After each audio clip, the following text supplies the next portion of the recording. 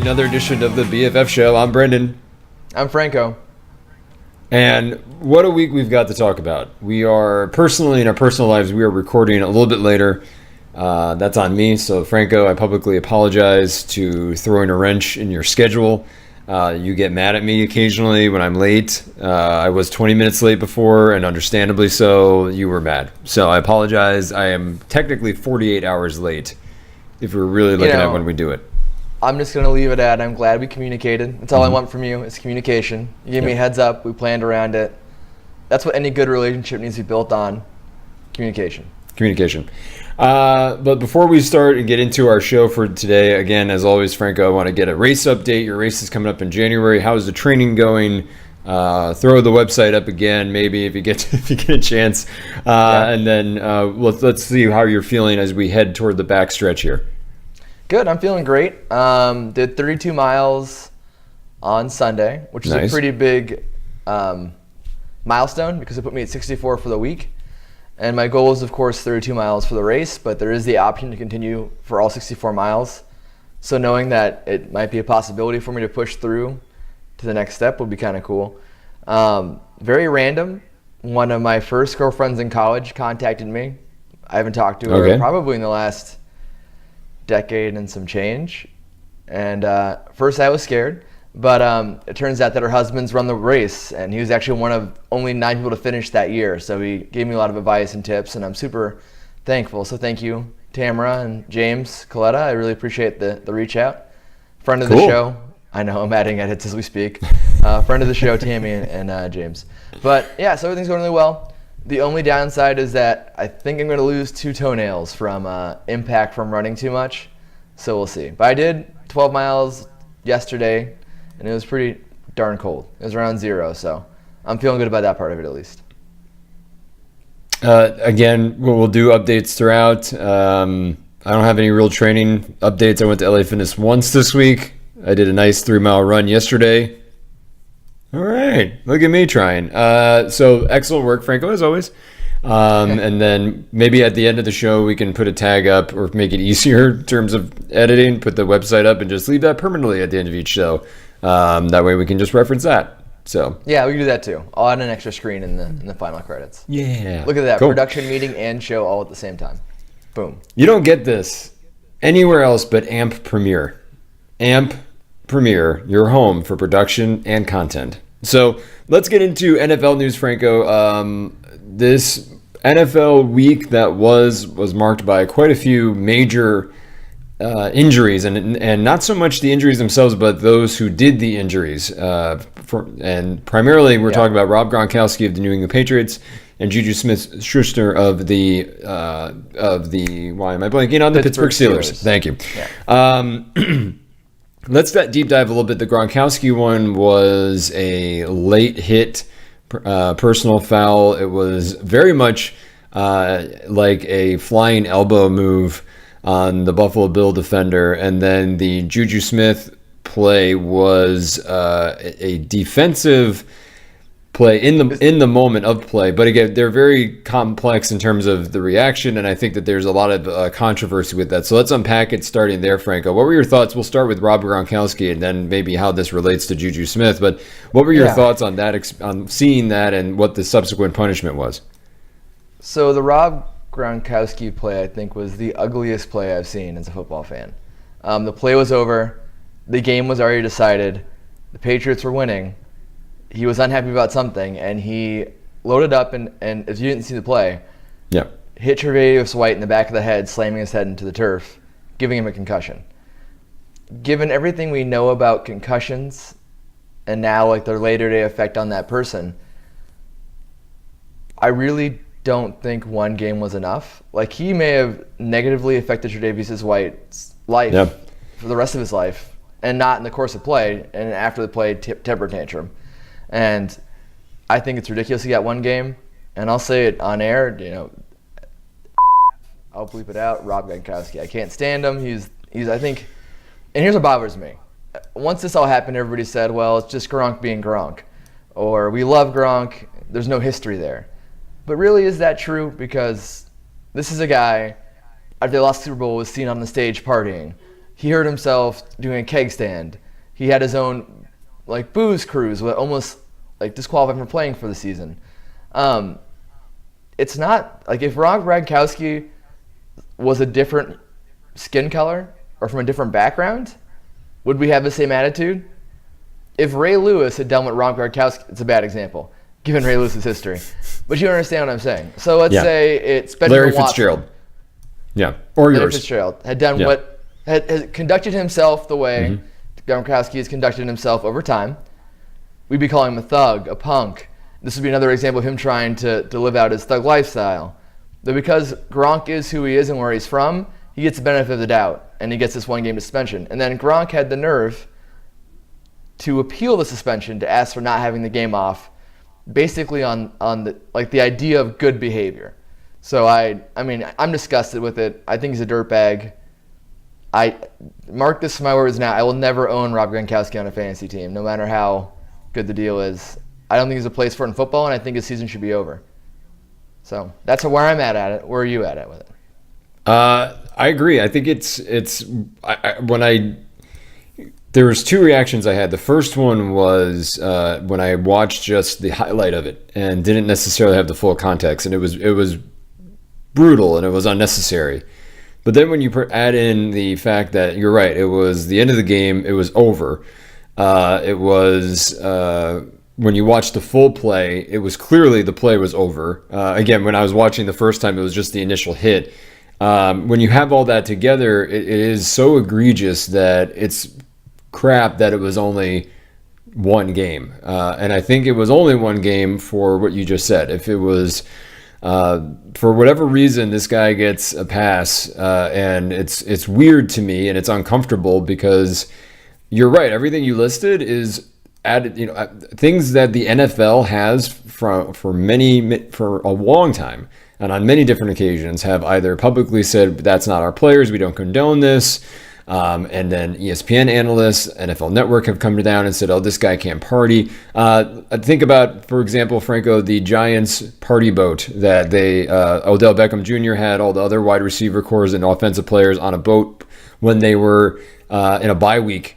And then that was the big controversy that these guys don't care. Look at them. They're not caring about the game at all. And it was just like, wait, what? No, I think that they're allowed some time to relax. And then Rob Gronkowski can then have his own booze cruise and no one bats an eye and no one says anything, which is insane in my mind. So I would say it should be given the concussion element too, which you bring up an excellent point.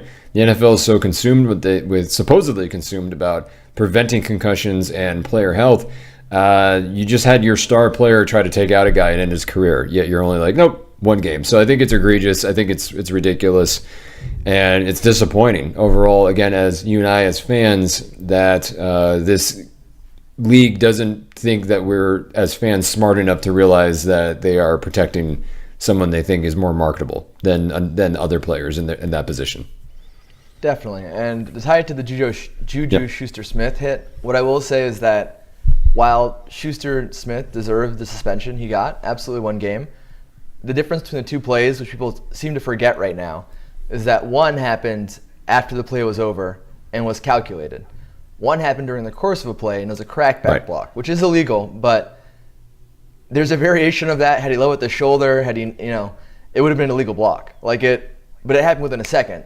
And the taunt was too much, but at no point was he egregiously trying to injure someone out of a play. It happened during a play. Same thing with the George Iloka play later on in that game. Yes, he was hitting Antonio Brown above the neck, and that was his mistake, but his ultimate goal was to jar the ball loose, not to hurt someone. Right. And a lot of sportscasters and fans especially Patriots fans, seem to not realize that's the disconnect here, and that's the really disgusting part of it. So I think what you'll see, and feel free to correct me if you think I'm wrong, Franco, is maybe you'll see something over the summer with a league rule change. I don't know. Or maybe some additional punishment to kind of define what's the context here. Because 1 game, for what you just said elegantly, is for an in-game moment versus it's, again, 1 game for what is very clear to be with intent to take somebody out. That doesn't seem to make sense to me. So my hope and I may be being naive, but my hope is that they have this conversation over the summer and start to define expectations for what happens when you do those things, and that they're more than just arbitrary one-game suspensions here and there. Yeah, and I mean, I don't know what to say. Yeah. Gronkowski's a scumbag. He doesn't belong in the sport, at least not for this season. He needs to suffer and pay for it more than he did. Because who knows how much of quality of life he may affect as Tre'Davious White moving down the road. And that's the real point of this that people are missing. So, I mean, we can move on from it. It was kind of an ugly week with football. I will say, obviously, our thoughts and prayers as a show are out to Ryan Shazier. We did get an update from it. He's having spine stabilization surgery, which is scary, but they do see him making a recovery, and they've actually talked about maybe possibly coming back to football, which is a big step forward from where it was before, like will he ever walk again. So very happy to hear he's making progress, and our thoughts and prayers are with him. We'll move on to a little bit of a lighter topic. The New York Giants, football Giants, what a week, Franco. They went out to Oakland.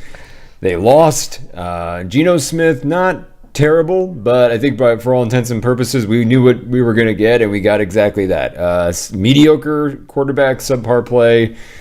Nothing to write home about. They lose.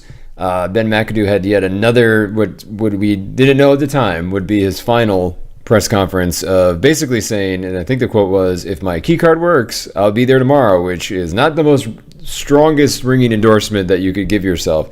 And then that set up the punchline of, well, I don't think the key card worked, because on Monday morning he was fired along with GM Jerry Reese. They cleaned house. They named Steve Spagnuolo the interim coach, who formerly was the head coach of the St. Louis Rams. And Eli Manning, surprise, surprise, is back. Back as the starter in Giants Stadium against the Cowboys this Sunday. My initial thought was that the ownership, John Mara, panicked, I think, because what was being set up for the last 4 games, 3 of which are at home in New York, was the fans in full revolt, screaming and chanting for Eli and Ben McAdoo to be fired. So they've kind of nullified that for now and pacified it. So I fully expect you're seeing Eli starting at every single home game, and I think they really just botched this whole process. Yeah, it was ugly. I don't know why you don't start Eli Manning and then cycle in your younger quarterbacks when the game's out of hand. That makes a lot more sense. This will go down as one of the biggest blunders, because you cut off one of the longest starting streaks of a quarterback. And, I think after that happened, after Smith didn't light it up and they didn't win, McAdoo was done. McAdoo was already done, but now he's really done. And it kind of set up a chain reaction. If you the big news today is Sashi Brown from the Browns got fired as well. So once they let Jerry Reese go, that opened up the GM search for the Giants, which in turn led to the Browns getting rid of their GM, which they're going to wait to the end of the season to do, but now they had to rush on it. And actually, breaking news, I think they already just announced their new GM. Really? He's a former chief executive. I will look it up as we speak. But yeah, so what did it cause was this entire chain reaction of events, and it's scary how fast it happened. But I think for the long run, it's good news for the Giants. I think it's the right step moving forward, and just a little too late for Eli's legacy at the very least. So. Well, I think the funny thing, while you're looking that up about Eli, speaking of, I was listening to a few podcasts that were like, it's not as though he was lighting up the charts at all. And since 2012, they haven't won anything in terms of playoffs even. It's right. When you look at that and you remove the name and the legacy in New York and the home New York feel, he's not that great, and he hasn't been that great for quite some time. But I think the way that they did it, and you and I agree, the way that they did it was insane.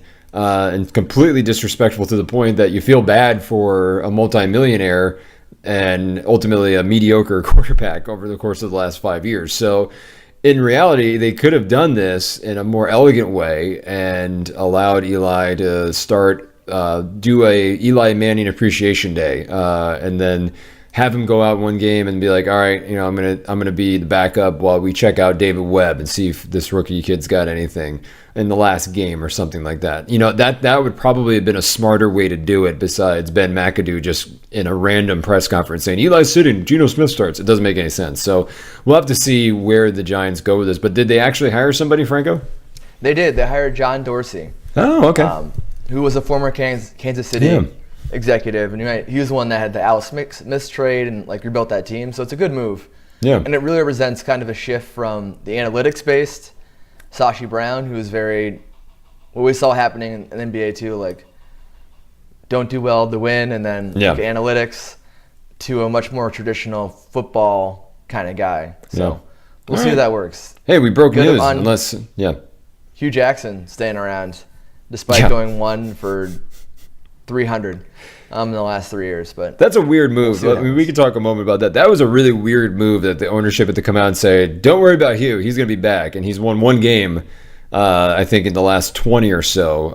And that there was a stat that the last time they won on a Sunday was when Johnny Manziel was their quarterback. So is that just cover, Franco, to just be like, when the new GM comes in, they can't possibly bring him back, right? I think they believe in Hugh. I think they want to keep him around. I think we saw this press conference where they said Sashi Brown's out, but Hugh is staying. With that emphasis was a lot related to the fact that I don't know that Marvin Lewis is going to stay in Cincinnati. And Hugh has a lot of ties to that organization, and was the heir apparent and almost stayed around as the offensive coordinator. So I think they're worried Hugh will jump ship to Cincinnati if that job opens up. And so I think they're trying to keep him because I think they still believe in who he is. Okay. I think this is that ownership, Jimmy Haslam, saying, we think the error here was in hiring analytics guy, not so much in Hughes coaching. Time will tell, but this smells very much like a Jeff Fisher moment of we believe in Jeff Fisher and then he was out. So you never know how long you're going to last in the NFL. But speaking of how long you're going to last, I'm killing it on segues. Fantasy playoffs. You don't know how long you're going to last. And you, my friend, are angry right now as we're taping. Let's talk a little bit about that. Why are you, fantasy-wise, upset? Doesn't have anything, obviously it's a sad reason if you're the person. But in a fantasy perspective, it is a bit of a bummer. So Alvin Kamara got knocked out on the first drive of the Saints game, was out for the rest of the game. If you're like me, Alvin Kamara is your top scorer in the last 3 weeks. So losing him is kind of the nail in the playoff coffin. And I'm pretty annoyed because I continually have had the best team in the league. Yep. And then somehow, some way, something freak happens and I get eliminated in the first round in our league the last 3 years. I still have a shot to kind of come back from the dead. We'll see what happens. But my chances of breaking that streak were greatly dealt a blow.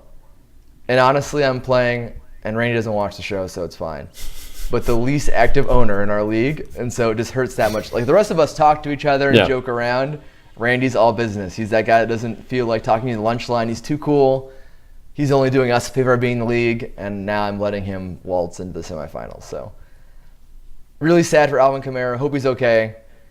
In the real world, in fantasy world, it's sad. The rain is coming down. In fantasy world, you know what you have become in our league?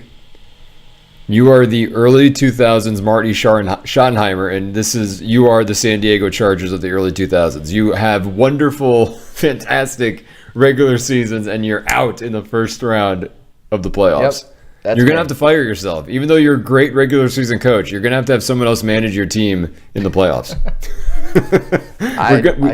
We'll see what happens. Maybe I can pull it out. I might have to do a press conference where I assure my fan base that I will stay on as the coach, but we'll have to fire the GM, I guess. I don't know. We'll figure it out. I don't know. You're Marty. You're being a full-blown Marty Schottenheimer right now, my friend. But let's talk about fantasy playoffs. Usually at this point in the show, we talk about who you buying, who you selling, or who do you start, who do you. But I think in general, give me like 2 fantasy football playoff tips that you've learned over the course of your many years playing. The first one is don't get cute. Like, start your studs that got you there. And sometimes we might go like, oh, well, I don't know. What's a good player? Like Peyton Barber had an amazing game last week. So let me bench Mark Ingram for Peyton Barber because Barber did well. Mark Ingram got you to the dance. He's much more reliable. Go with the high percentage and start your studs. And definitely don't make the mistake of pulling one of them out because it's going to kill you if you have an Ingram or another example like I don't know. It's been a weird fantasy year, so I'm having a hard time pulling. Or an Alvin Kamara. If you bench one of those players, and then you watch them go off on your bench, and Peyton Barber does okay. You're not going to be able to sleep with that. So don't do it. Start your studs. like I would say, like, Lamar Miller, a guy that doesn't make a lot of noise, but for me, he got me to the playoffs because he's always been consistent. But if I were to put in a Barber, because I'm like, I don't know, Barber's the hot hand, I'm gonna bench Lamar Miller, and that would be the point. Lamar Miller drops 20-25 points. Like, again, he's been consistently double digits the entire season. So, good point, Franco. Good point. What's your other tip? My other tip is, in the playoffs, you absolutely cannot afford to not be in front of your computer 15 minutes before the start of kickoff. Yeah. No matter what. You've come too far. There's always a surprise benching or a surprise injury. Robbie Anderson's a good example. The Jets, he may not start the game. If you're a Robbie Anderson owner or any owner, just be in front of your computer for the 15 minutes till kickoff starts. Once games kick off, great. And it's each kickoff, so there's the 1 o'clock, the 4:15, the 7:30. Times vary based on your location. You know what I'm saying? Yeah. 3 different start times and Monday night. Just make sure you're by your computer so you have a backup plan. Because it'd be ridiculous to get out of the playoffs because you didn't catch an injury. So just be aware of those start times. Be by the computer so you can change things. The only tip that I can offer that's helped me is that if I have a particular player that I'm not sure is going to start, I end up on Twitter following the beat reporters for that particular team, because I've noticed that on the NFL app, they're not always as quick to update as Twitter is with regards to who's starting, who looks good. That gets into more detail. Twitter beat reporters are fantastic for that, where they'll know exactly which player doesn't look good and they'll tweet that out, or they'll give you the most up to date as soon as it comes off the press's injury report. Yeah. So that's helped me out quite a bit. Just searching for, I have Corey Coleman on my team. Again, like, it's not he's not at that level that a national person like Adam Schefter might be reporting on, but the Browns beat writer does. So that's helpful. Yeah. Yeah, definitely. So, and you can also look at sites like RotoWire, which are immediate updates for all players. Fantasy Pros does a good job. Yeah, just don't rely on your actual app, because NFL is slow to update, so is Yahoo. So go to one of your streaming news sites, or like you said, a beat reporter on Twitter would do the same thing. And then before we leave, in the last couple of minutes, we've got rumors abound, Franco, that Fox and Disney are going to merge into one giant media conglomerate that will be all of our media, Franco. That's sort of my initial reaction of there is the fanboy element of, ooh, this is cool, we can finally get Wolverine on the Avengers, but then the other part's like, oh, this means that there's not so much diversity in content out there. This is not a good thing. What do you think, Franco, about all this? Again, you're right. The fanboy me is like, awesome, we finally have all these properties that can tie together and we'll actually see a good product. And I think Marvel's done a good job as a studio, Disney/Marvel. So it wouldn't be the worst thing to see the new Venom project handled by Marvel and the new X-Men products handled by Marvel. But big picture, once you walk away from that, there are some really scary implications. Because think of Fox owning like Fox Sports, Fox News. Yep. Disney already owns, other kind of thing, their own news outlet, their own sports thing. Basically, we're limiting our choices by a great deal. And instead of getting like a variation in products, you can choose like what you prefer. We're gonna have basically the same product all across the board. Yeah. So lack of diversity is never a good thing, especially when it comes to media. So we'll see. But again, there's that cool part, Franco. We finally get Magneto versus Captain America. Maybe. I don't know. Maybe. We'll see. We'll see. We'll see. All right. So, Franco, we had a wonderful show this week, as we always do. What did you learn? I learned that I'm all about that Rob Gronkowski life. I might make a t-shirt. I just reaffirmed that we both believe he's a scumbag, and he gets passes because he's everybody's favorite frat boy.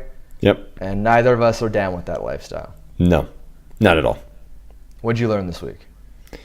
I learned that if you are in fact eliminated out of the first round again, you have to change your name of your team to Marty Schottenheimer Presents, and then that's it for next year, because I think that would be hilarious.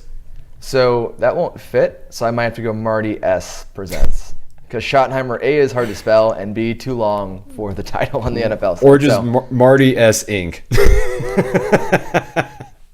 All right, some variation of that, I'm down. That'd be wonderful. That'll make me laugh. Then you can change it. For the BFF show, I'm Brendan. I'm Franco. Have a great week. Peace.